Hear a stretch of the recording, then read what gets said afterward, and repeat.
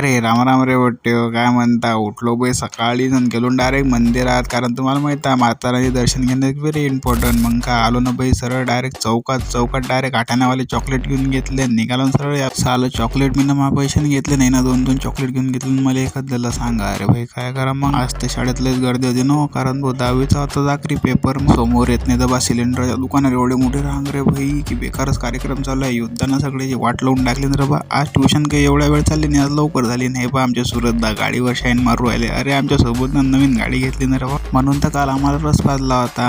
हा खतरनाक आहेत ना रे भाई पोट्टे. मग का आमचे चिनभाऊ रेडिओ राहिले. अरे सांगतो कुठे चालले तर चिनभाऊ चालले बुवा मावशी गावाला. आज आखरी पेपर डायरेक्ट भाई निघाला ना गडी गावाला जायला. खतरनाक आहे गड्या का चिनभाऊचं नशीब एवढं खतरनाक रे भाई. आल्या गाडी लागली डायरेक्ट भाई दर्यापूर. एकच नंबर जमला. आई म्हणे की एवढं चिप्स करू लाग. मग का लागलो ना एकदम खतरनाक.